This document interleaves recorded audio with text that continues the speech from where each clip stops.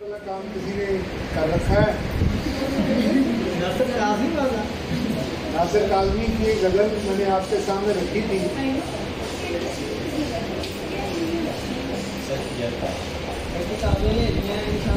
चले देखें, आपका जो उर्दू का पर्चा है वो 150 नंबरात पर है, 150 मार्क्स का पर्चा है। तो उसमें तशरीह जो है उसमें बड़ा बुनियादी किरदार अदा करना है। अभी तो एक गज़ल है, आपके निसाब में 83 गज़लें हैं, 83। इनमें से सवाल भी आएगा। उन 83 गज़लों के अलावा इल्लामा इकबाल की दो बड़ी नज़में हैं, नज़्म शिकवा और जवाब शिकवा, वो आपके निसाब में शामिल हैं। नासिर काज़मी की जो गज़ल मैंने आपके सामने उस दिन रखी थी, वो किसी ने भी कोई काम नहीं किया। हाँ ज़रूर, कोई बात नहीं। मैंने आपको उसके रिमार्क्स दे दिए थे, बस जो आपने लिखा है मुझे दे दें, सफ़ा उतार दें। या अगर ये एक ही सफ़ा है ना तो मैं काम पे 2 मिनट जाएंगे, और किसी ने कोई इस पर काम किया हो।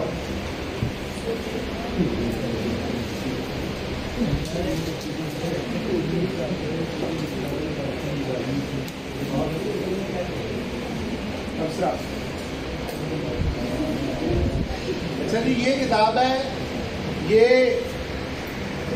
अफरा सियाब मोहन साहब कोई एडवोकेट है, उन्होंने इसको मुरतब किया है। बरगे नायक की तशरीह जो है वो इसमें बड़े सादा अल्फाज में और इस तरह से है जिससे आपको शेर का फहम हो जाए। इसमें वो तमाम 83 की 83 गज़लियात जो है वो मौजूद हैं।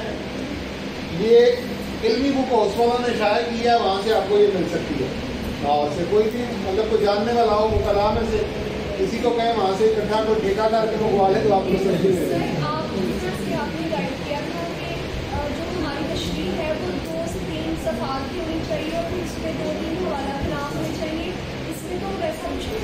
ये सिर्फ तारुफ है, इसमें अशार का मफहूम है, तशरीह नहीं है, ये मफहूम है।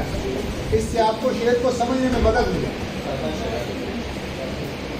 देखिए, 2 सवालों के बारे में याद रखिएगा आपके पेपर में, एक तशरीह का सवाल और एक मजमून नवीसी का सवाल। इन सवालों में सिर्फ ये जानने की कोशिश की जाती है कि तालिब इल्म को इस पर कितनी इल्मी महारत है, ग्रिप कितनी है, वो इसके बारे में कितना नॉलेज रखता है और उसको बयान किस तरह से करता है ज़ुबान के हवाले से।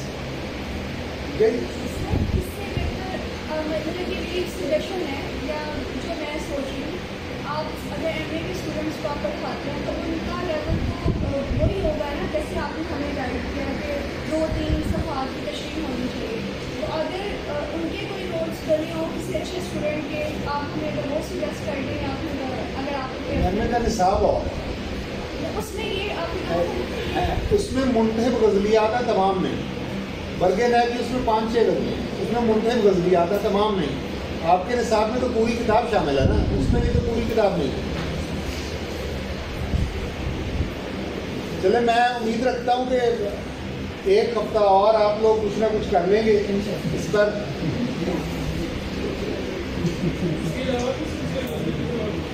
इसके अलावा भी सिलेबस में जी वो भी है।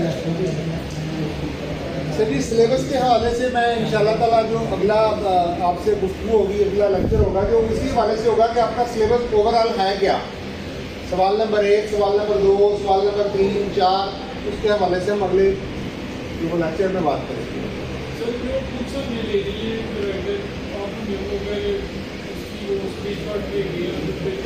ये किताब बस फिलहाल है, ये किताब आपको फिलहाल। लेकिन निसाब में ना 2 तरह की चीज़ें होती हैं पेपर की तैयारी के हवाले से। जैसे फर्ज करें आपके पेपर में एप्लीकेशन राइटिंग है, तो एप्लीकेशन राइटिंग का सिलेबस नहीं है, आपने उसके फॉर्मेट को सीखना है कि दरख्वास्त जो है वो उसके लिखने का जो कानूनी तरीका है, या जिसे दफ्तरी उर्दू कहते हैं, उसका दरख्वास्त लिखने का तरीका क्या है। वो जो स्कूल कॉलेज में पढ़ा था वो तरीका और है, दफ्तरी उर्दू का तरीका और है। ठीक है। तो वो एक हमारे पास गाइडलाइन आ गई, अब कोई सी भी दरख्वास्त है कि आप लिखेंगे। उससे हटके एक चीज़ है, एक तयशुदा सिलेबस है, ये 83 गज़लें हैं।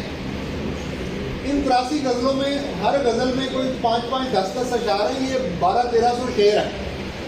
तो गज़ल का फॉर्मेट आप एक बार में सीखेंगे तो प्रैक्टिस से आप समझ जाएंगे। ये आपको तमाम गज़लियात मुताला करनी पड़ेगी।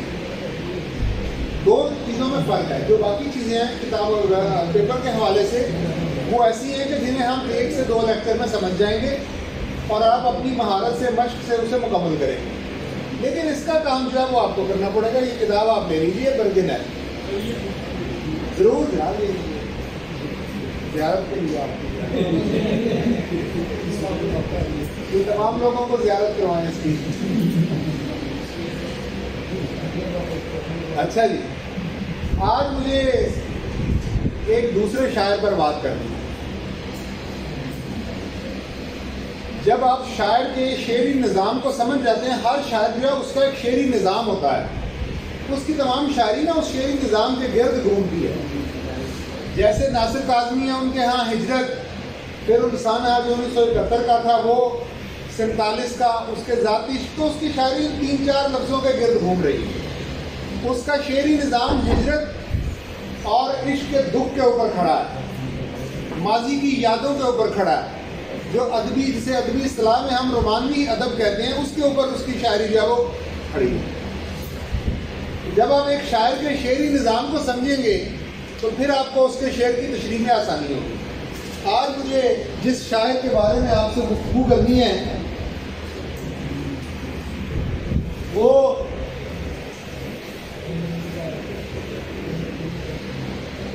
खुशकिस्मती से आपके हम शहर हैं।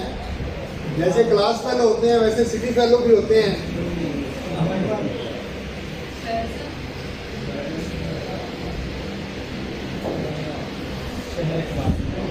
अल्लामा मोहम्मद इकबाल, ये आपके हम शहर हैं, बल्कि आप इनके हम शहर हैं, क्योंकि ये ज़माने की तरतीब में आपसे पहले आए। हम पेशा भी हैं, क्या जी, वकील भी थे, तो लेकिन शरीफ आदमी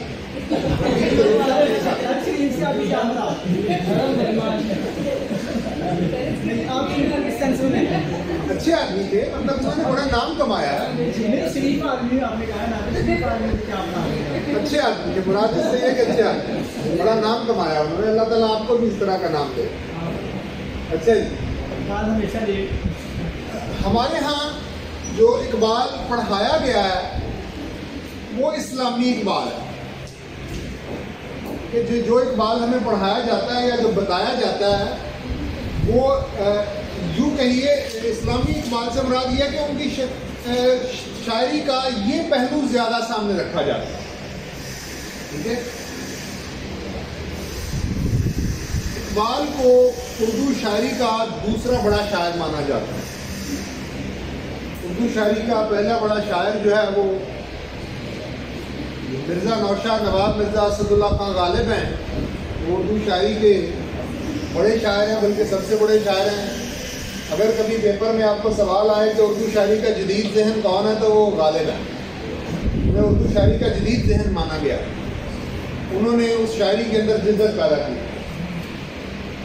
एक रवायत जो चलती आती है ना, उस रवायत को तोड़ना, रवायत शिकन होना, ये बहुत बड़ी बात होती है।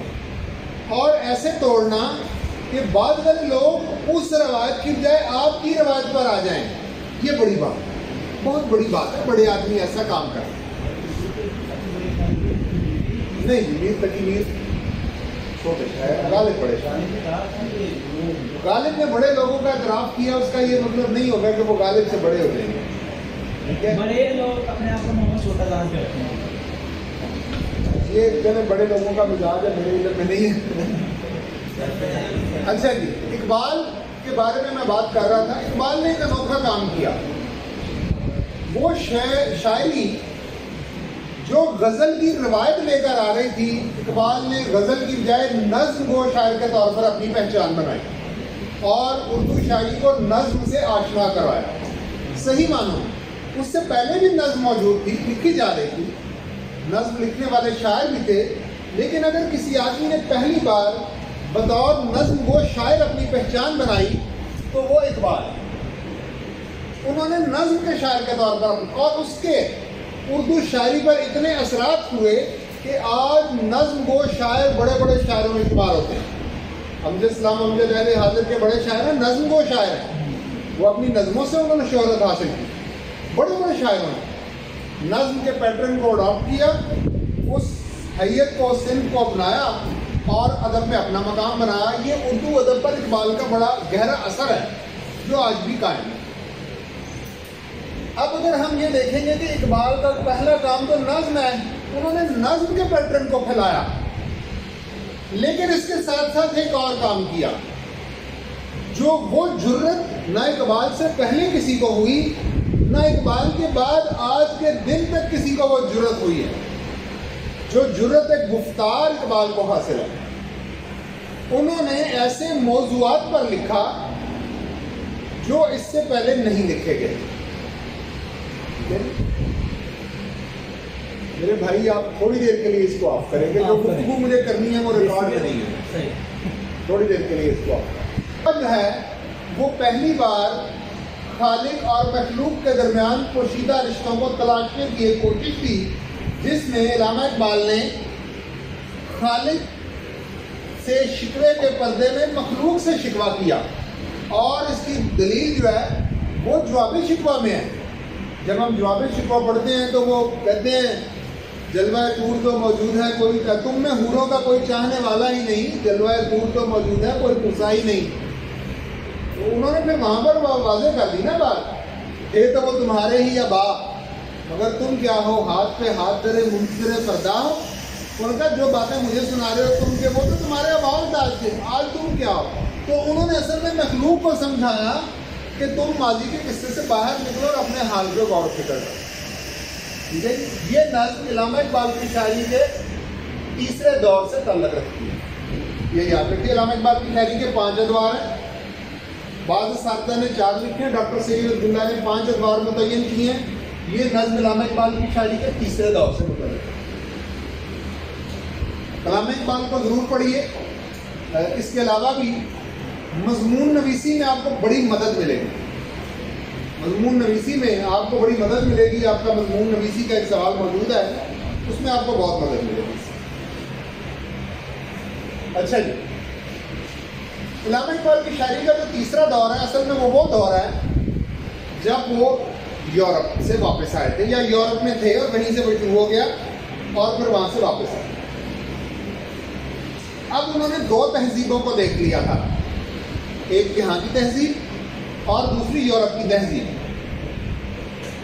दोनों तहजीबों को देखने के बाद वो इस नतीजे पर पहुंचे थे कि मुसलमानों की खराबी की वजूहात 3 बड़ी बातें हैं। वो इस नतीजे पर पहुंचे, उन्होंने कहा कि आज जो मुसलमान दुनिया में नाकाम हैं, इसकी 3 बड़ी वजूहात उनकी शायरी में हमें। नंबर 1, उन्होंने कहा ये अपने अबाउल ज़ात पर बड़ा फख्र करते हैं, खुद कुछ नहीं करते। इन्हें यही रोना है हर वक्त का कि हम जो है वो पता नहीं माजी में हमने कितनी हुकूमतें कर ली, हम बड़ा हमारा ताबनाक माजी था, लेकिन हाल को तो ये रोज देख ही नहीं रहे। तो उन्होंने कहा ये माजी की परस्तिश ज़्यादा करते हैं, लेकिन माजी से सबक नहीं सीखते, उससे कोई नतीजा नहीं खर्च करते। दूसरे नंबर पर इकबाल ने सबसे ज़्यादा पैगाम दिया, वो उन्होंने देखा कि ये बेअमल हैं, ये अमल करते कुछ नहीं, बातें जितनी मर्जी करवावे उनसे, तो बेअमली मुसलमानों के यहाँ आप अंदाज़ा करेंगे आज कितनी है। इल्लामा इकबाल को उस ज़माने में महसूस हो रही थी, उस वक्त भी होगी। तो अगर आप 200 से 100 साल पीछे चले जाएं तो आज वाली पोटेंसी तो उसके मुकाबले में कोई 1000 गुना ज़्यादा हो गई ना। उन्होंने कहा कि ये बेअमल है, करते करते कुछ नहीं। और तीसरा उन्होंने देखा कि ये इस्लामी तलीमात से बहुत दूर है, बहुत दूर। नज़्म शिकवा और जवाब शिकवा, इल्लामा इकबाल ने पूरा एक शिकवा है, उस शिकवे के बाद एक जवाब शिकवा है। शिकवे में तो सारे मसाइल थे, सियासत के भी, आम जिंदगी के भी, सच बोलने के, झूठ के, हर चीज़ से मुतल्लक बातें उसमें थी जवाब शिकवा में। अब वो जो जवाब शिकवा का आखिरी शेर है, वो शोहरा आफाक शेर है। आप दुनिया भर में किसी आदमी को कहें इकबाल के 2-3 शेर सुनाओ, तो उन 2-3 में से एक शेर वो ज़रूर सुनाएगा। वो पाकिस्तान में हो, भारत में हो, अमेरिका में हो, जापान में हो, कहीं भी हो दुनिया में, तो वो एक शेर आप ज़रूर सुनेंगे कि मोहम्मद से वफा तूने तो हम तेरे हैं, ये जहाँ चीज़ है क्या लौह कल। ये जवाब शिकवा का आखिरी शेर है। जब उन तमाम मसाइल का हल सामने रखा जाता है तो ये उन मसाइल के हल के तौर पर था ये शेर कि मोहम्मद से वफा तूने तो हम तेरे हैं। असल में ये वो तीसरा बड़ा मसला था जो इल्लामा इकबाल ने महसूस किया कि ये दीन इस्लाम की हकीकी रूह से दूर हैं और मुल्ला के इस्लाम पे अमल कर रहे हैं, मौलवी के मुताबिक इस्लाम पे अमल कर रहे हैं, इस्लाम पे अमल नहीं कर रहे। इल्लामा इकबाल अपने अहद की पहली आवाज़ है जिसने मुल्ला या नाम नहाद मौलवी के ऊपर बड़ी गहरी चोट की है। ठीक है, इल्लामा इकबाल को अपने अहद की सबसे बड़ी और पहली आवाज़ है। उन्होंने बड़ा खुलकर लिखा, गला तो घोंट दिया अहले मदरसा ने तेरा, कहाँ से आए सदाए ला इलाहा इल्लल्लाह। इल्लामा इकबाल का शेर है। ठीक है,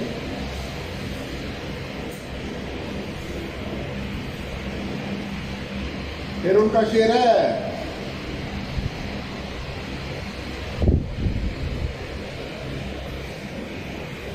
मैं 1 मिनट तेरा शेर दे, मिसरा एक भूल गया, दूसरा मिसरा याद है मुझे साहब।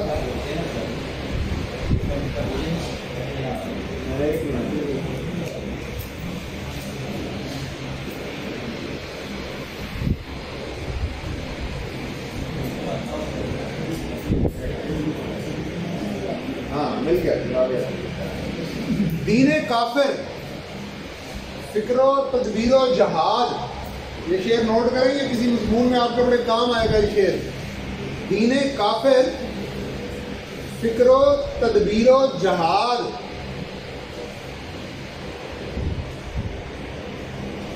वो कहते हैं कि काफिर क्या कर रहा है, फिक्र कर रहा है, तदबीर कर रहा है, जहाद कर रहा है, कोशिश कर रहा है।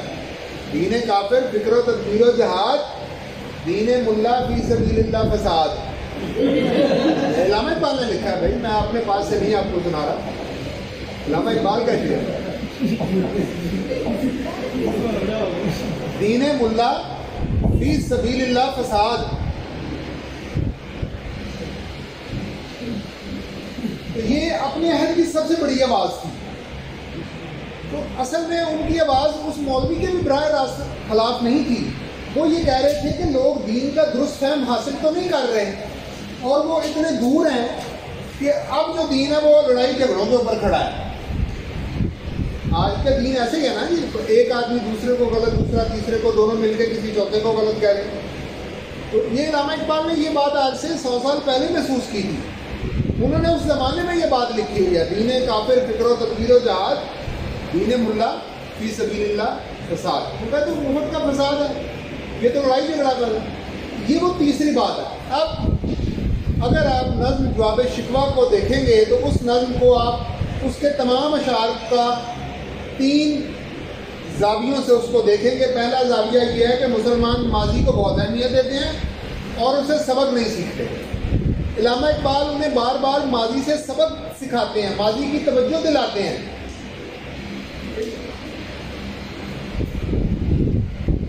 मैं जब पढ़ रहा था तो हमारे उस्ताद थे, उन्होंने बड़ी अच्छी मिसाल दी। वो कहने लगे कि भाई वो एक आदमी था तो वो अपने नाम के साथ ना हाजी लिखता था, हाजी।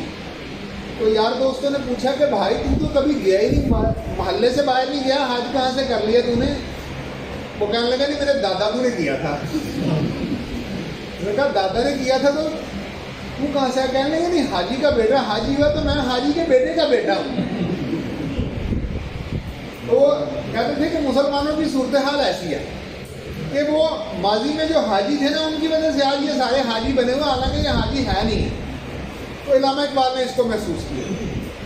दूसरी बात जो मैंने आपके सामने रखी, इकबाल ने देखा कि बेअमली बहुत ज़्यादा है, अमल की तरफ कोई, वो जो बार बार मुसलमानों को बेदार करने का नाम है ना, वो अमल की तरफ लेकर आने की कोशिश की। और तीसरी बात उन्होंने जिसे सबसे ज़्यादा प्रोमिनेंट भी किया, जवाब शिकवा का जो जिधर उन्होंने सम अप किया, उसको जमा किया और एक वाहिद तजवीज़ हमारे सामने पेश की, वो वही शेर है कि मोहम्मद से वफा तूने।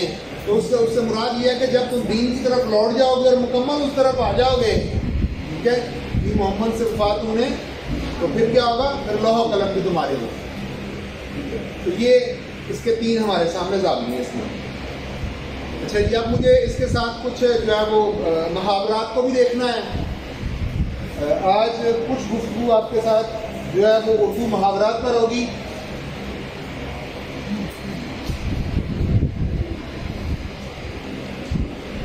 मुहावरे का मैंने आपको बताया था कि इसके अल्फाज या मतन में तब्दीली हो सकती है या नहीं हो सकती। मुहावरे में तब्दीली हो सकती है या नहीं हो सकती। तो वर्ड में तब्दीली नहीं हो सकती, लेकिन हम अपने हालात के मुताबिक को डाल सकते हैं। हो सकती है। मुहावरे के जो मतन में है उसमें जुमले की मुनासिबत से आप तब्दीली करेंगे, अल्फाज को नहीं बदलेंगे। कुछ मुहावरे हैं, मैं उनको आपके सामने, अब मैं इसकी तरतीब ये रखूँगा कि एक लेक्चर में अलिफ से मतलब कहाँ मुहावरे, दूसरे में बे वाले, तीसरे में पे वाले मुहावरात हम उनको जो है वो डिस्कस करेंगे। आब होना या पानी पानी होना।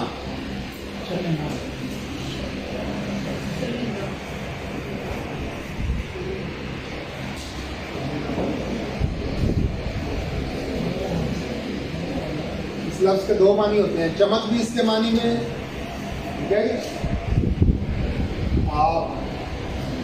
आप पानी को देखें।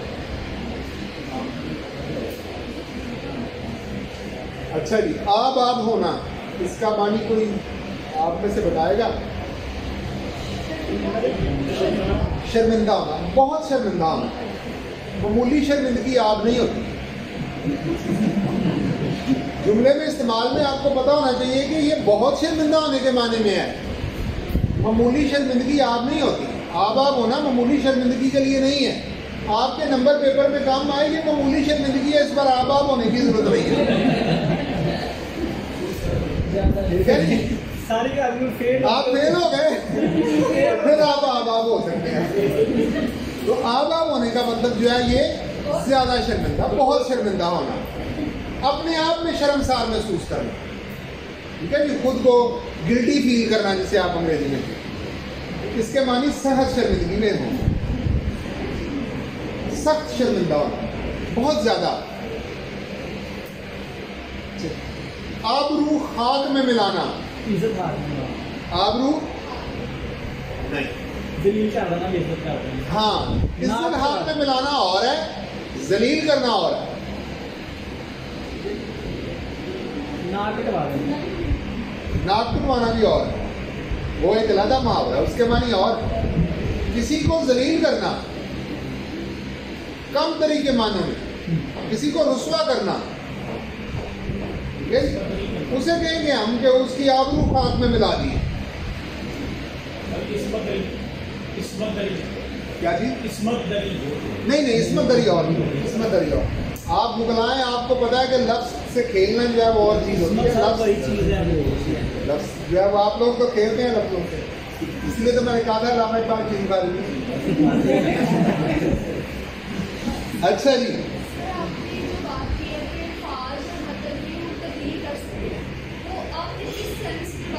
जी मैं बताया, आपने पहला लेक्चर नहीं अटेंड किया।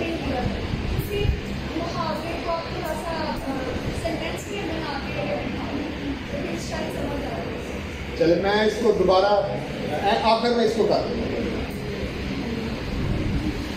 आप दीदा होना, आप दीदा का इमला भी समझ लीजिए। ये जो है ये आप दीदा का इमला दुरुस्त नहीं है, आप दीदा का यही इमला दुरुस्त है, ठीक है जी। आप दीदा होना, पानी आना, आंख में थोड़े से आंसू ले आने, आंसू वाला के बात करनी,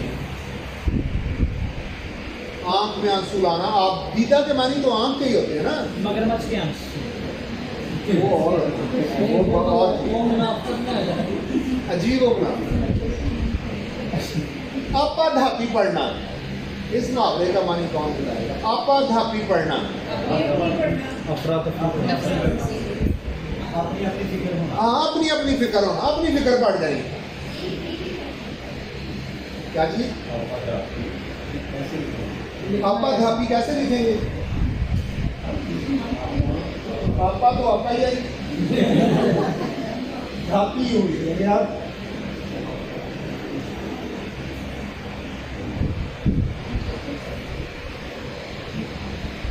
ये मुहावरे किस जबान से, मतलब लखनऊ की तहजीब से निकले हैं या हर तहजीब से, सियालकोट से भी निकले। आपने भी पहला लेक्चर नहीं सुना, इसीलिए आपके सवाल। यहाँ कितने लोग पहले वाले लेक्चर में शामिल थे? पहला लेक्चर दोबारा कर दीजिए। अच्छा जी, आपे से बाहर होना, ना ये तो बात थी, ये भी ठीक है। अपने आप को कंट्रोल रहना, हाँ खो देना।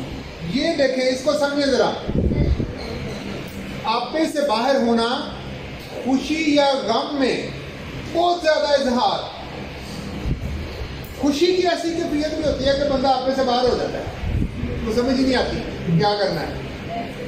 ये कैफियत खुशी की भी हो सकती है और ये कैफियत गम की भी हो सकती है कि इसके असल मानी ये होंगे, खुशी या गम में खुद पर काबू ना रहना। दोनों कैफियतें हो सकती हैं, खुशी की कैफियत भी हो सकती है और गम की कैफियत भी हो सकती है। आप देखें कि जब पाकिस्तान, दोनों कैफियतें वैसे सही हैं।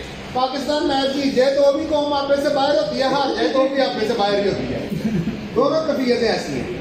खुशी में भी बेइंतहा खुशी होती है ना, और गम में भी बहुत ज़्यादा गम आ जाता है। ठीक है, तो आपे से बाहर होना, खुशी या गम की कैफियत जिसमें खुद पर इंसान को काबू ना रहे। हाँ, तो आप देख लें क्या सूरत है। आईना करना, आईना करना, आईना कर देना में भी आता है, आईना करना में भी। आईना किसी को उसका ना असल चेहरा दिखाना, हाँ, कोई चीज वाज़ेह करनी, आश्कार करना। आश्कार और है, आश्कार नहीं, आश्कार और आश्कार। आश्कार तो ठीक है, आश्कार होता है किसी छुपी चीज को सामने लाना। आईना करना जो है, ये आईना करना से मुराद, जैसे आपके इनके कामरान सूफी साहब ने आज जो है वो बाज अंग्रेजी तरकीब का जो है वो आपको आईना कर दिया उनका, मानिए। ठीक है, कोई चीज आपके सामने मुकम्मल जाहिर हो गई है। आईने में बाल आना, शक पैदा हो जाना। आईने में बाल आना, शक पैदा हो जाना। आंखें दिखाना, आंखें दिखाना क्या? घूरना और ये कुछ बेहतर है, डांट डपट, रोब, डिग्रेड करना। नहीं डिग्रेड। आंखें दिखाना होता है डांट डपट, रोब डालना किसी पर। 8 आंसू रोना, ओवर एक्टिंग करना, ज़ारो कितार रोना, बहुत ज्यादा रोना, इतना ज़ारो कितार। ये 8 है या 8 है? 8 8 आड़े आना, आड़े आना,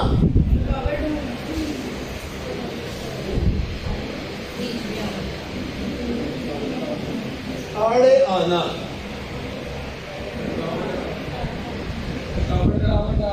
रुकावट डालना और मुश्किल में काम आना। आड़े आना, मुश्किल में काम नहीं, रुकावट।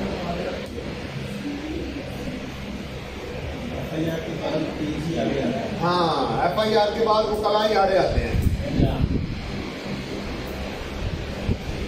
2 जगह भुगतता बंदा बेचारा, खाने में रहता वो कला को रहता।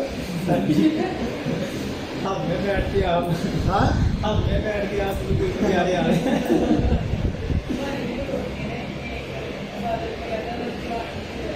अच्छा जी, आड़े हाथों लेना, आड़े हाथों लेना, साहनी हाथ करना, पूछ-गीछ करना। हाँ, खूब खबर लेनी, जिसको वो बाय टाइम सही माने में कहेंगे क्लास लेनी, किसी की क्लास लेनी, सही तबीयत साफ करनी किसी बंदे की।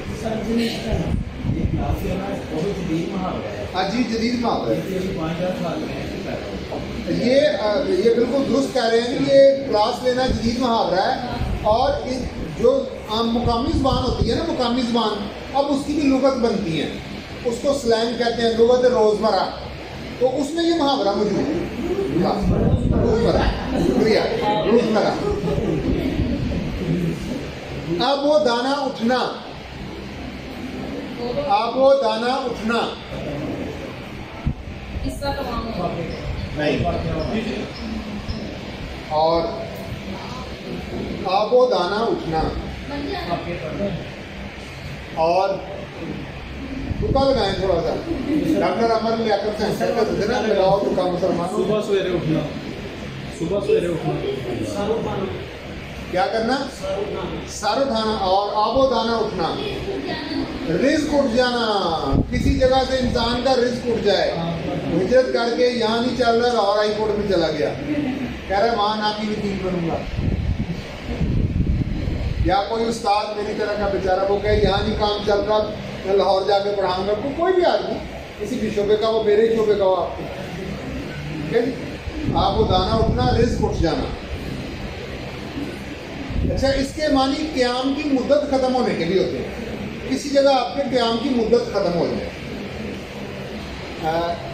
ये किन मानों में है? एक आदमी की ट्रांसफ़र हो गई, डिप्टी कमिश्नर था, यहाँ से आलकोट से ट्रांसफ़र हो गई, कमिश्नर कोई भी, एसपी, डीएसपी, कोई जज, तो वो भी ये कह सकता है कि उसका आबोदाना यहाँ से उठ गया, क़याम की मुद्दत ख़त्म होगी, वापस जाए। हाँ, दाना पानी जिसको कहते हैं, इतना लिखा हुआ है। सफ़र पे गए के लिए ये वहाँ इस्तेमाल नहीं होता। एक आदमी यहाँ हज करने गया, सऊदीया से वापस आया, कह रहा है मेरा सऊदीया से आबोदाना उठ गया। नहीं भाई, उसका नहीं उठा। हाँ, ऐसे जो असफार होते हैं, ऐसे सफ़र होते हैं जो पहले से तय शुदा है, उसके लिए ये इस्तेमाल नहीं होता। सर इसमें थोड़ा एडिशन करना, अक्सर ना ये गाँव साइड से ना ये ना इस्तेमाल है, जो लड़कियाँ होती हैं जब शादी हो जाती है तो उनके ना वो जो होते हैं ना मैटरनल फैमिली, वो कहते हैं इसका जितना दाना पानी था ना इधर, हाँ बिल्कुल ऐसे, बाकी दाना पानी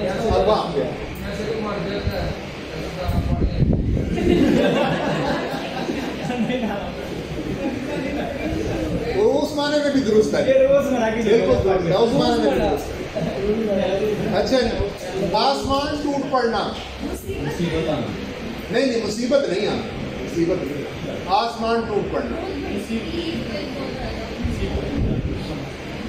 मैं जो हमारे एक उस्ताद थे डॉक्टर सुहेल फिरोज, बड़े अच्छे आदमी थे, वो कहते थे मुसीबतें दो तरह की, एक वो जो इंसान के निकाह में आती है, और दूसरी वो जो इंसान वैसे कहीं खुद अपने लिए पैदा कर लेता है।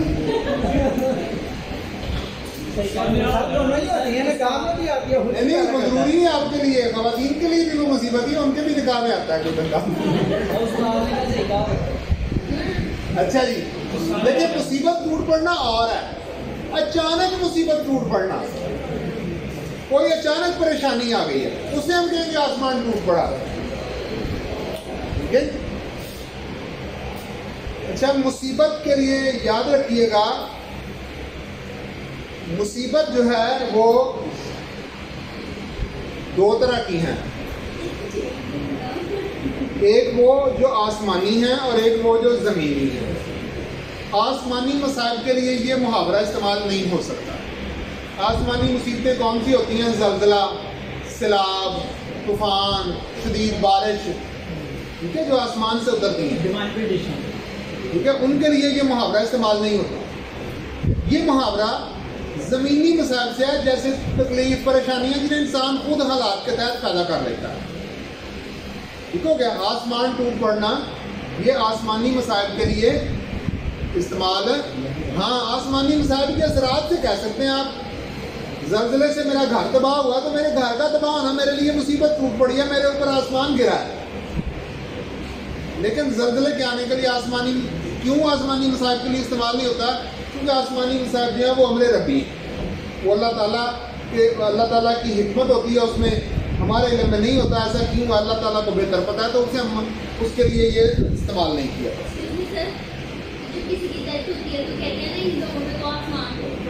नहीं, इसके लिए कह सकते हैं ये दुनियावी है, इसके लिए कह सकते हैं, अपने लिए, उसके लिए नहीं, जो गया है उसके लिए। हाँ, उनके लिए कह सकते हैं, उनके लिए तो हो सकता है, लेकिन ये आसमानी मुसीबत नहीं है ना, ये तो एक रियलिटी है ज़िंदगी की, ये तो एक ज़िंदगी की रियलिटी है। आसमानी मुसीबतें मैंने आपको बताई हैं, जैसे ज़लज़ला, सैलाब, शदीद तूफान, बारिशें, आंधियाँ आती हैं, बड़े बड़े दरख्त गिर जाते हैं, ठीक है, ऐसी सूरत ऐसे भी कर सकते हैं। आग बबूला होना, बहुत गुस्से में हो, शदीद गुस्से में हो,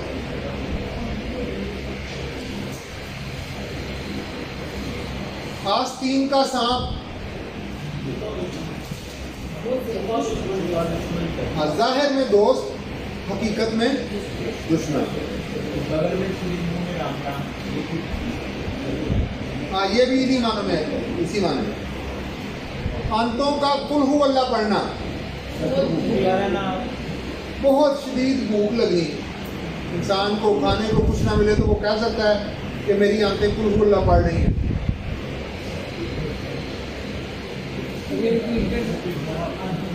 आंतों का कुल हु अल्लाह पढ़ना, बहुत भूख। इस क्लास के टाइम पे ये सिंपल है। अच्छा जी, आंखें बिछाना, इंतहाई ताज़ीम, बहुत इज्जत एहतराम। आंखें बिछाना, इंतहाई ताज़ीम, बहुत इज्जत एहतराम। आंखें चुराना, आंखें चुराना और शर्मिंदा होना, और हाँ, कतराना, ये दुरुस्त बेहतर लफ्ज़ है, कतराना, किसी के सामने आने से कतराना।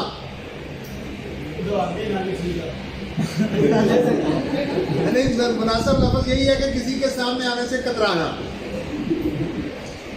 आंखों पर बिठाना, बहुत इज्जत करना।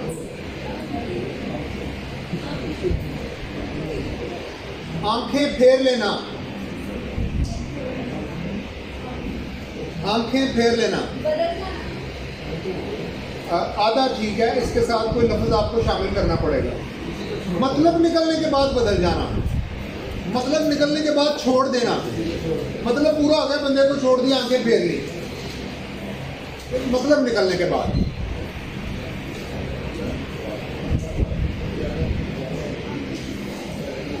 आंखें सफेद होना, आंखें सफेद होना, बिनाई चली जाना, अंधा हो जाना। ये मोतिया तो मेडिकल का ही है।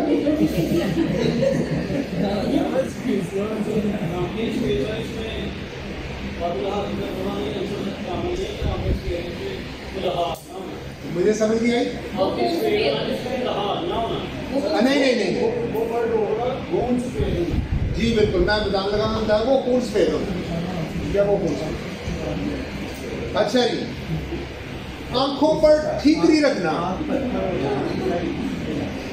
आंखों पर ठीकरी रखना, आंखों पर, आंखों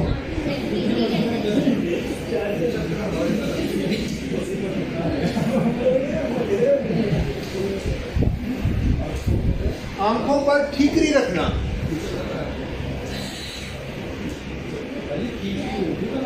जी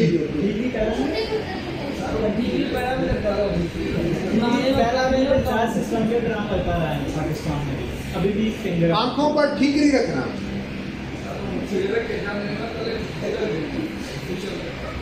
नहीं, आंखों पर ठीकरी रखना के बारे में।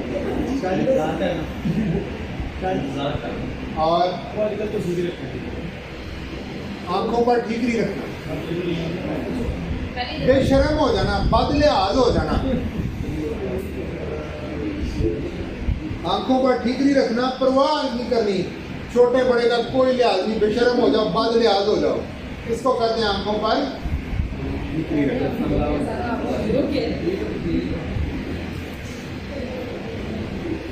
आपने किसी के साथ बड़ी नेकी की हो तो उसको कह सकते हैं यार कोई तो मेरे एहसान याद रखो, ऐसे आंखों का ठीकरी ना रखो। ठीकरी एक पत्थर होता है छोटा सा, मट्टी का टुकड़ा, मट्टी के बर्तन को जब तोड़ा जाता है तो उसके टुकड़े जो हैं वो ठीकरी कहलाते हैं। अच्छा जी, आफत का पुरकाला।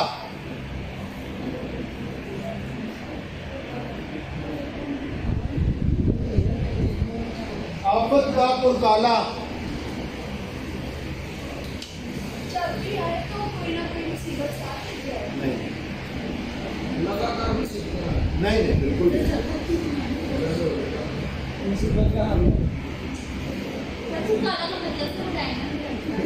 जवाब सुने। ये कौन बोला? हाँ, बहुत ज्यादा शरारती होना, बहुत ज्यादा शरारती। शो इसको पंजाबी में कहते हैं ना, राह जाने चूड़ी बढ़ जाता है, उसको कहते हैं आफत का पुरकाला होना। आते जाते शरारते, हर वक्त शरारते, शौकी भी कह सकते हैं आप, उन मानों में भी दुरुस्त है, हर वक्त शरारतों में रहना। अब वो और चीज है, वो आगे आएंगे। अच्छा जी, आसमान से बातें करना, दो मानों में मुहावरा इस्तेमाल होता है। खुद से बातें करना, बड़े बड़े शब्द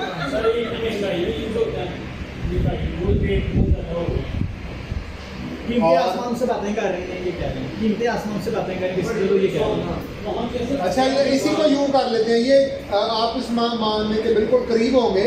इसी को यूं कर लेते हैं, कीमती आसमान से बातें कर रहे हैं मतलब अप्रोच से बाहर है, पहुंच से बाहर होना, एक दूसरा बड़ी बड़ी बातें करना, दोनों मानों में ये इस्तेमाल होता है।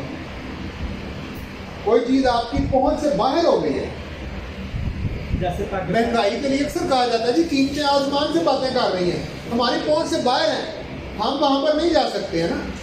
बड़ी बड़ी बातें करना भी इसी माने में इस्तेमाल होता है। सर, ऐसे दूसरी सेंस भी इस्तेमाल कर देते हैं, जो आपने कहा कि बड़ी बड़ी छोड़ना बातें करना, उस सेंस में भी इस्तेमाल। नहीं आसमान को उड़ना होगा।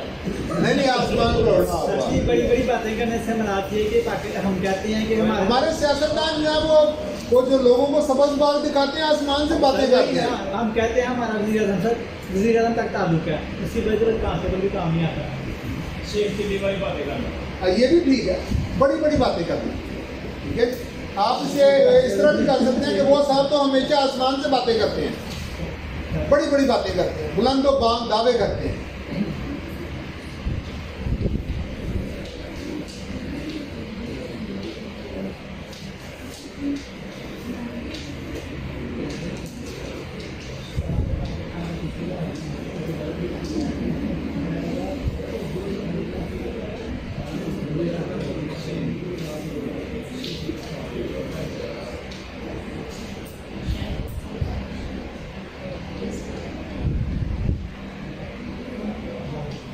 आफताब लबे बाम होना,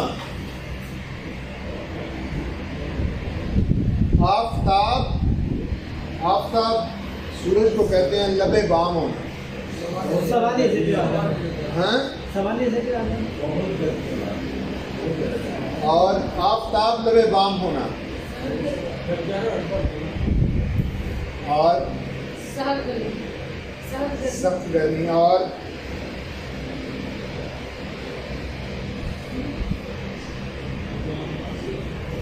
मैं समझता हूँ पिछली दोनों क्लासों से ये क्लास अच्छी है, आपकी पार्टिसिपेशन ज़्यादा है इसमें। आप गलत जवाब भी हो ना तो आप उसे बाहर निकालें, सामने ले आएं, कोई बात नहीं, आपकी पार्टिसिपेशन ज़्यादा है ना। पहुँच में होना, और आफताब लबे बाम होना, मरने के करीब होना, मरने के करीब होना,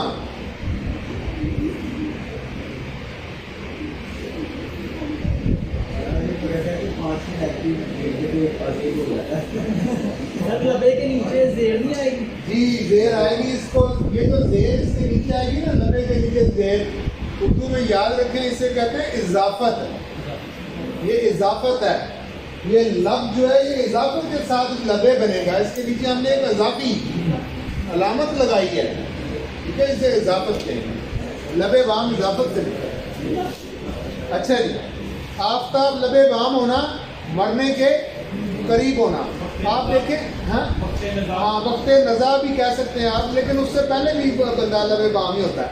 एक आदमी है बूढ़ा हो गया है, ठीक है, नहीं कब्र में टांगे होना और बात है जी। देखिए एक आदमी बूढ़ा हो गया है, वो अपने बच्चे को कहता है कि यार अब तुम कारोबार संभालो, मैं तो आफ्ताब हूँ, लबे बाम हूँ। सूरज जब गुरूब होने के करीब आता है ना, बाम किनारे को कहते हैं, लब वो किनारा है, बाम उसकी हद है। जब वो उसके करीब आता है तो वो गुरूब किसी भी वक्त होगा। अब वो गुरूब उस मरहले में आ गया है, ठीक है। तो जब हम कहेंगे आफ्ताब लबे बाम होना, मुराद मरने के आखिरी अयाम के लिए भी इस्तेमाल किया जा सकता है। जनाबे सहरी भी ठीक है, इसी के लिए ठीक है। आसमान सर पे उठाना, वाबेला, वाबेला क्या होता है? हाँ शोरो को, वाबेला और वाबेला वो बका के माने में इस्तेमाल, शोरो बहुत शोरगुल करना।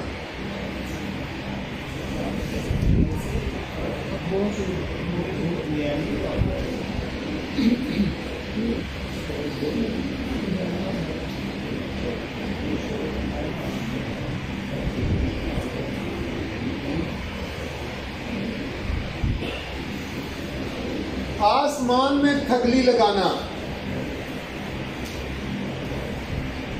आसमान में थगली लगाना।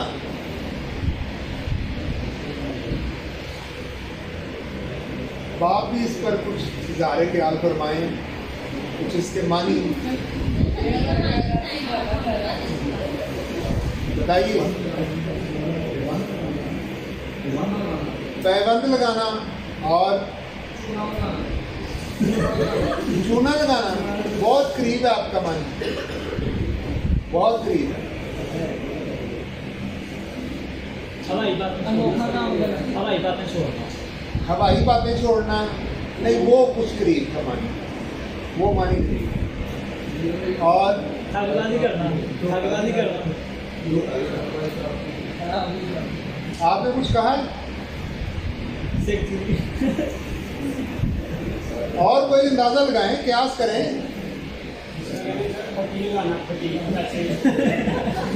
स्लैंग में ये ठीक है, स्लैंग में ठीक है, स्लैंग में कहेंगे तो ठीक है। अच्छा ये इनका मानी काफी करीब है। चूना लगाना वैसे होता क्या है? नहीं आम धोखा चूना नहीं होता, नहीं आम दो नंबरी भी चूना नहीं होती। सर जी वो जो हमारे बड़े करते हैं, नहीं हाँ ये आपने बेहतर बात किया, इसको जरा दोबारा नरेट करें इसे। ऐसी अयारी जो किसी पे जाहिर ना हो, ऐसी अयारी करना, ऐसी चलाकी जो किसी पे जाहिर ना हो, बड़ी कमाल अयारी और चलाकी, उसको कहते हैं चूना लगाना।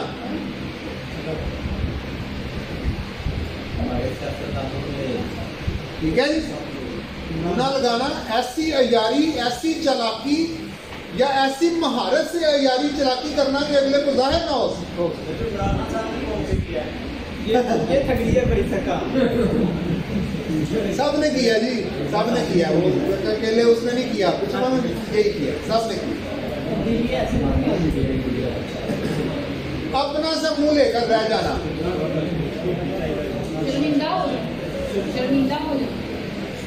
ठीक है, शर्मिंदा होना, अपने आप में शर्मिंदा होना, खुद शर्मसार होना, अपना सा मुंह लेकर रह जाना।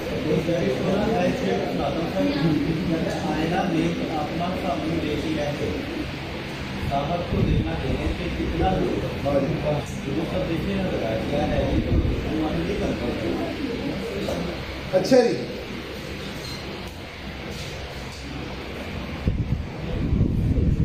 बस यहाँ तक। ये वो अगर अलिफ से शुरू हो गया, मैं अलिफ मदा मुकम्मल करवाना था, बल्कि 1 मिनट ठहरे मैं देख लूँ अगर कोई अलिफ, मेरा ख्याल है कोई 10-15 मिनट लगेंगे, अलिफ भी मुकम्मल कर लेते हैं। ठीक है, 10-15 मिनट लगेंगे ताकि हम कल अगले लेक्चर में फिर बे पे पर आए।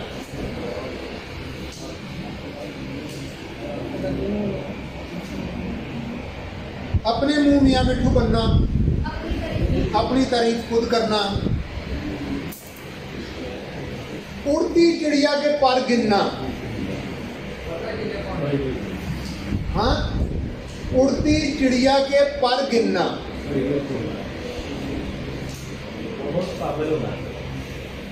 ये मुहावरा जी वो 3 मानों में इस्तेमाल होगा। उड़ती चिड़िया के पर गिनना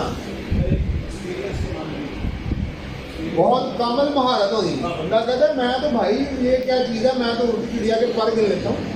आधा महारत के लिए भी इस्तेमाल होता है। तेज तरार होना,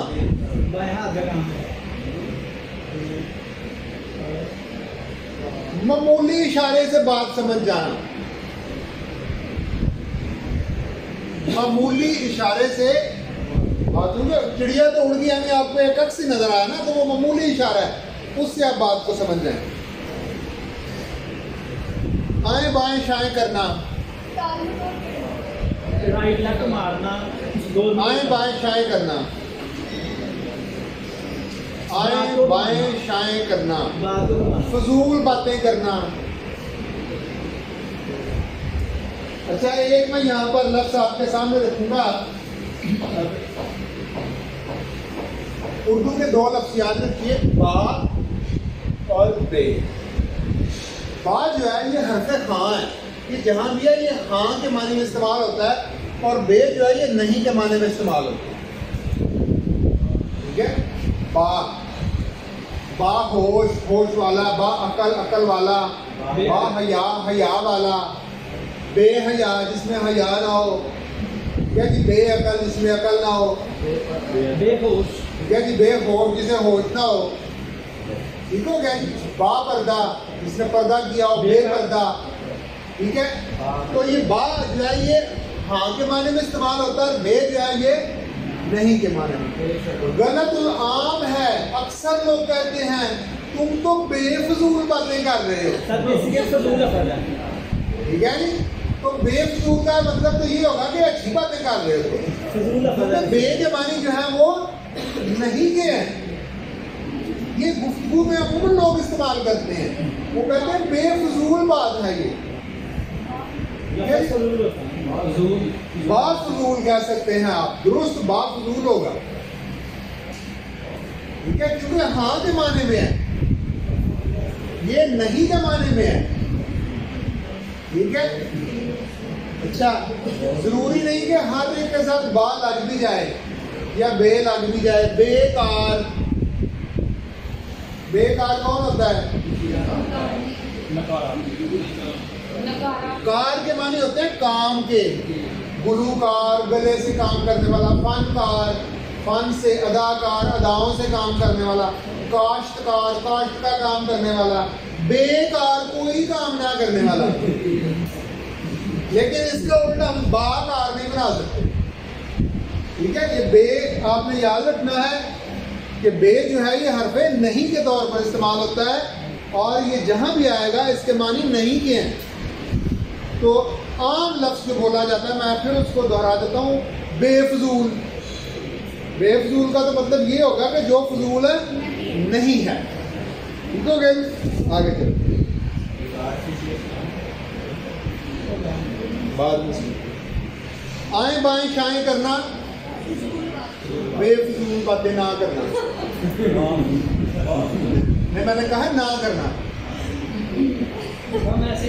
अच्छा जी, उल्टी गंगा बहना,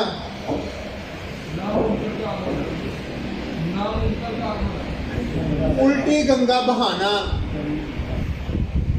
रवायत के खिलाफ चलना, रिवाज के खिलाफ चलना। ये जी, रिवायत के रिवाज के खिलाफ चलना।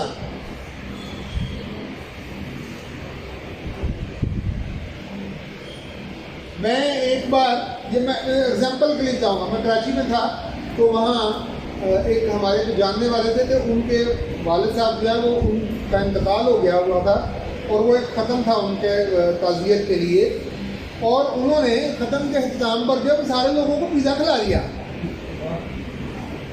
वो ये इसको कहते हैं उल्टी गंगा बहाई, रिवाज के खिलाफ। ये रिवाज नहीं है, काम गलत नहीं हो सकता, काम दुरुस्त भी हो सकता है, लेकिन वो हो रिवाज के खिलाफ, उसका रिवाज नहीं है। इससे मुराद काम का गलत होना नहीं है। ये एग्जाम्पल मैंने आपको इसमें बताई है कि इसका ये मानी नहीं है कि वो काम गलत हो, जरूरी नहीं, वो गलत हो भी सकता है, नहीं भी हो सकता, लेकिन असल बात यह है कि वो बाद रिवाज के खिलाफ हो। यहाँ सारे लोगों ने दुपट्टा लिया हो तो हम कहेंगे ये सारा में ये गलत तो नहीं है, ले सकते हैं अपने सर पे चादर या कपड़ा रखना, लेकिन ये बाद रिवाज के खिलाफ। ठीक हो गया जी। अपने गिरेबान में मुंह डालना, अपने ऐब गिनना, अपना जायजा लेना, खुद एहतसाबी भी इसे कह सकते हैं। अपना उल्लू सीधा करना, हाँ अपना अपना मतलब निकालना, ठीक है जी। ये भी चीज। उल्टी आंतें गले पड़ना, उल्टी आंतें गले पड़ना,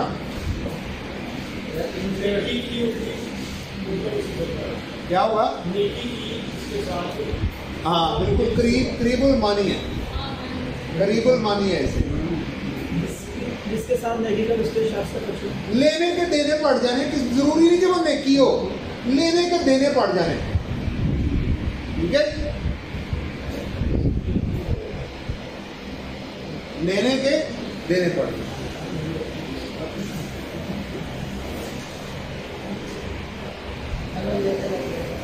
अलल्ले तलल्ले करना, क्या करना?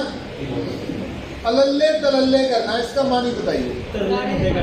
ये वैसे मुहावरा आप लोगों के मिजाज के मुताबिक होना चाहिए। नहीं नहीं, तरले बिंदों का कोई तलक नहीं इसका। हाँ वकीलों से भी इसका तलक है, उस्तादों से भी तलक है। खुले दिल खर्च करना, बेदरेग खर्च करना, बेदरेग खुले दिल खर्च करना, लल्ले तलल्ले करना होता है। फजूल खर्ची और होती है, ठीक है। खुले दिल खर्च करना, फजूल खर्ची वो होती है जो फजूल हो।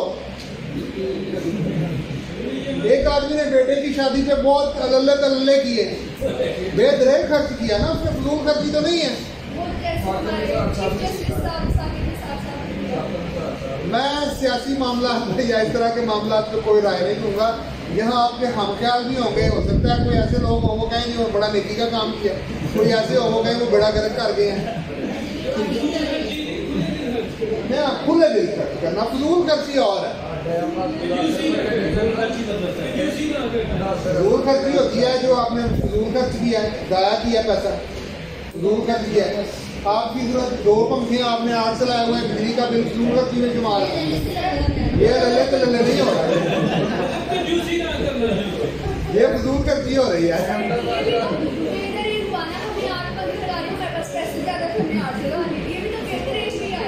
हाँ ये बेदरेज में आ सकता है, इसको कह सकते हैं आपके उन्होंने लल्ले तल्ले किए हुए हैं, अब आप चला के फजूल खर्ची कर रहे हैं। अच्छा जी आगे आते हैं। उल्लू बोलना, उल्लू बोलना, हाँ वीरानी, बेआबादी, वीरानी।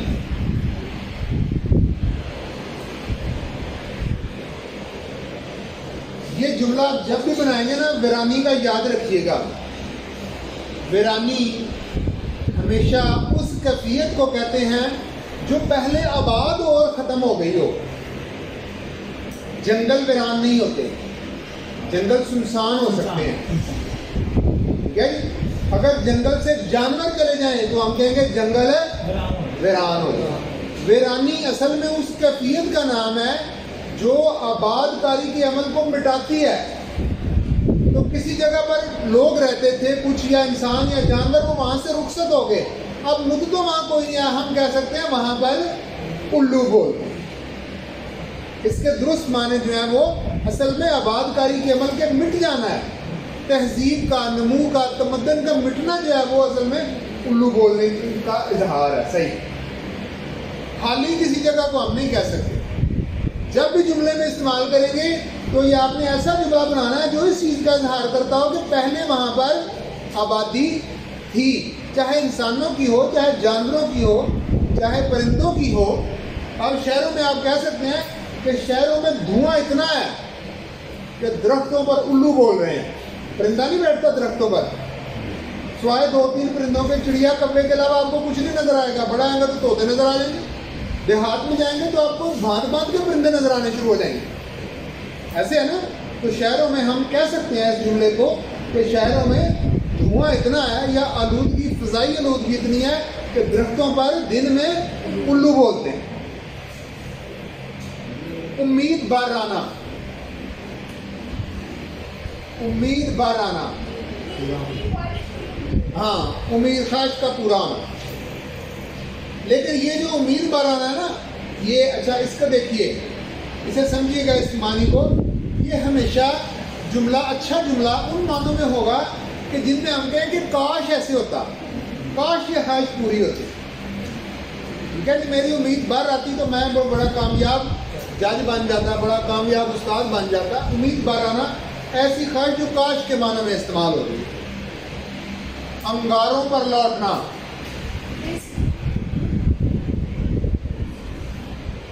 4-5 मुहावरे हैं बस, खत्म हो गया। अंगारों पर लौटना,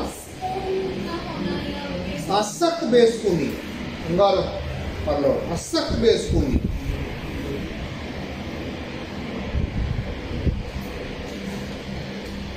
अंगुष्ठ बेदंदा रह जाना,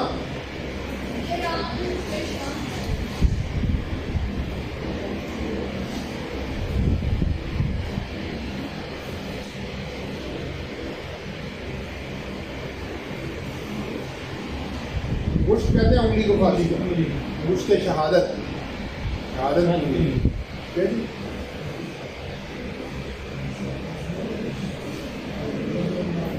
गुश्त बेदंदा होना, सख्त हैरान होना, बहुत हैरानी।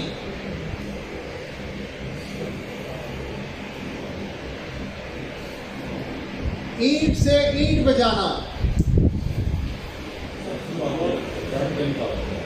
ईंट से ईंट बजाना। अगर आप ये कहें, ये जुमला सुन लीजिए, अगर आप कहें कि मैं तुम्हारी ईंट से ईंट बजा दूंगा, तो ये जुमला फ़ाइल के एतबार से गलत है। रोजमर्रा के एतबार से ठीक हो सकता है, मुहावरे के एतबार से गलत है। ईंट से ईंट बजाना, नादर शाह ने दिल्ली की ईंट से शहर पर हमला करके शहर को तबाह करना, ईंट से ईंट बजाना, शहर पर हमला करना, शहर को तबाह करना।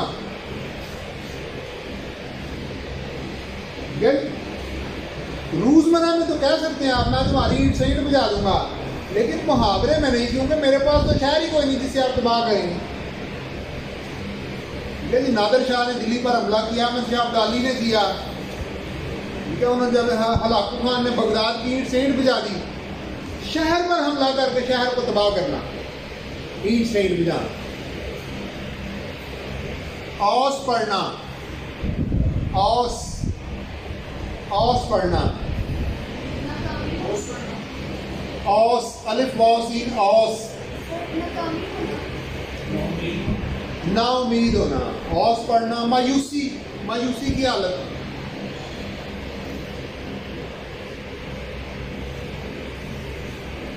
एक लाठी से सबको हाँकना, इसको पंजाबी में कहते हैं खोते घोड़े एक लाइन निकला रहे। एक लाठी से सबको हाँकना, अच्छे बुरे की तमीज ना करना। एक लाठी से सबको हाँकना, अच्छे बुरे की तमीज ना करना।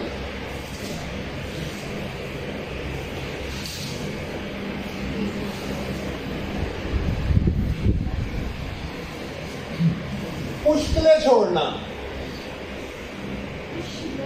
मुश्किलें, मुश्किलें छोड़ना, और मुश्किलें छोड़ना, और मजाक, और मुश्किलें छोड़ना। गप्पे छोड़ना और कुछ करीब कह सकते हैं लेकिन सही मानी नहीं, मुश्किलें छोड़ना।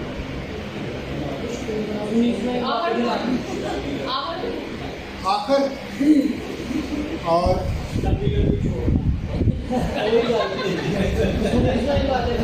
अनोखी बात करनी, अनोखी।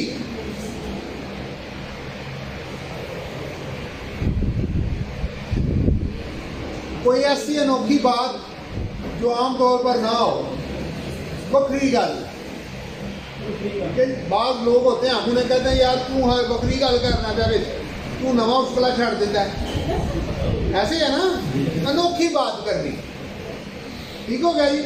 अच्छा जी, ये अलिफ और अलिफ मदा से मतलब जो ज़रूरी मुहावरात है वो मैंने आपके सामने रखे हैं। आप में से कितने लोग यूट्यूबर हैं? यूट्यूबर उसको कहते हैं जो यूट्यूब यूज़ करता हो। मैं आपको ना एक ड्रामा सजेस्ट करूंगा, उसे देखें। ठीक है जी। देखें, हर चीज़, ये कलम है ना, इसका एक इस्तेमाल है कि इससे लिख रहे हैं। ये कलम गलत नहीं है, आप साथ वाले की आंख में मार के आंख निकाल देंगे तो इस्तेमाल गलत है। आप इसे लिखें या साथ किसी की आंख निकाल दें और इसको गलत नहीं देंगे। ठीक है। तो जो फिल्म और टीवी और ड्रामे हैं, इनका एक जाविया अदबी जाविया भी है। ठीक है, एक जाविया अदबी जाविया। मैं मतलब मेरी तलीम PhD उर्दू है, इसके बावजूद मैं ये कहूँगा कि मेरा अपना एक शौक़ है किताबों का। मेरे घर में एक छोटी सी लाइब्रेरी है, कोई 7-8 हज़ार किताबें हैं, उसमें मैं पढ़ता रहता हूँ। लेकिन इस सब के बावजूद मैंने इस ड्रामे से बड़े नए लफ्ज़ सीखे। उर्दू ज़बान के बहुत सारे नए लफ्ज़ मैंने इस ड्रामे से सीखे हैं। मज़ाहिया सा एक ड्रामा है, शायद आपने देखा भी हो, तो दूसरी साहब की बेवा। ठीक है, पर मुश्किल एक ड्रामा है कि दूसरी साहब की बेवा, पुराना ख़त्म हो गया हुआ है, बिल्कुल ऐसे ही। मैंने इसमें एक लफ्ज़ पढ़ा था, सुना उसमें, कंचनी। कंचनी, आप यकीन कीजिए कि इस लफ्ज़ के मानी पाकिस्तान भर के बड़े बड़े उस्तादों को मालूम नहीं थे। मुझे हिंदुस्तान के एक उस्ताद से इसका मानी पता लगा, कंचनी। मुझे नहीं क्या पता कि इस लफ्ज़ के क्या मानी। कंचनी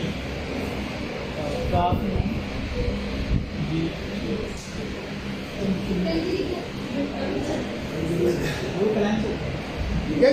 तो अदबी हवाले से इसे ज़रूर देखिए, इससे आपको जुमलों नए लफ्ज़ मिलेंगे इसमें सुनने को। मैं आपको अलग बता दूँगा, आपको भी अलग बता दूँगा।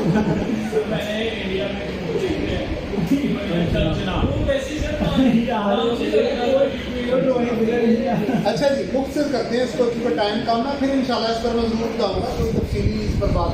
लेकिन इससे आपको ना नए लफ्ज़ मिलेंगे, इसे ज़रूर देखिए।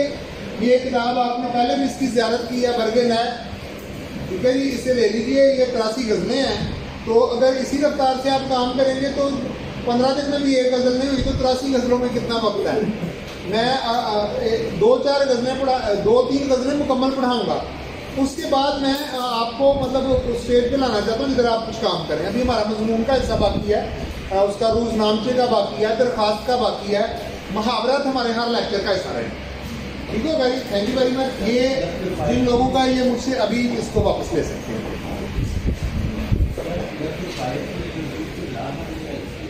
क्या है?